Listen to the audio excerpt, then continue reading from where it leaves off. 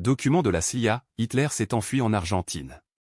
La Central Intelligence Agency des États-Unis, la CIA, a déclassifié ces documents, parmi lesquels se trouvent les documents de l'enquête sur la mort de l'ancien dirigeant nazi Adolf Hitler. Dans ces documents déclassifiés, qui ne sont plus des secrets de la CIA, il est question de la possibilité qu'Adolf Hitler s'enfuit en Amérique du Sud et y vive au moins jusqu'en 1955, rapporte Kaji. Le document, qui a été publié sur le site internet de la CIA, un ancien soldat de la célèbre division SS, qui a déclaré aux espions américains qu'il rencontrait régulièrement Hitler en Colombie. Citroën, désigné espion de la CIA, a rencontré un ancien soldat nazi qui prétend avoir rencontré Hitler au moins une fois par mois en Colombie lors de son voyage en Amérique du Sud, peut-on lire dans le document.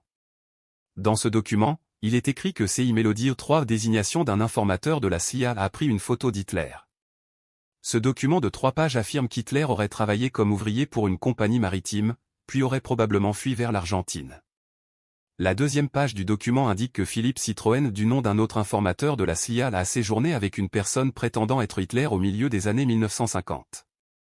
L'ami nazi de Melody 3 a déclaré que lors d'une fête en 1955, il avait déclaré avec assurance qu'il était resté avec Hitler, qui était très bon. Ces documents peuvent même être prouvés par le fait que dans les analyses du crâne d'Hitler trouvé à Moscou, effectuées dans les années 70, il est écrit que ce crâne n'est pas celui d'Hitler.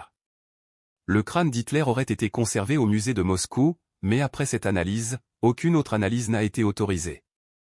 Selon David Brixnor, un agent de la CIA à Caracas, Venezuela, rapportait qu'Adolf Hitler était toujours en vie en 1955, soit une décennie après sa mort. David Brixnor, qui opérait sous le nom de code Melody 3 en Amérique du Sud, aurait reçu cette information de la part d'un agent nord-coréen. Adolf Hitler aurait été aperçu en Colombie. Le Führer aurait changé de nom, Adolf Schrittelmeyer. L'agent de la CIA aurait même été directement contacté par un ancien soldat SS. Philippe Citroën serait considéré comme une source fiable et un proche du dictateur nazi. Il existerait une photo entre les deux hommes. À l'époque où il travaillait pour une compagnie ferroviaire de Colombie, Philippe Citroën a dit à un ancien membre du bureau avoir rencontré un individu qui ressemblait fortement à Adolf Hitler et prétendait l'être. Citroën a dit l'avoir rencontré à la Residencia Colonial à Tinja, en Colombie.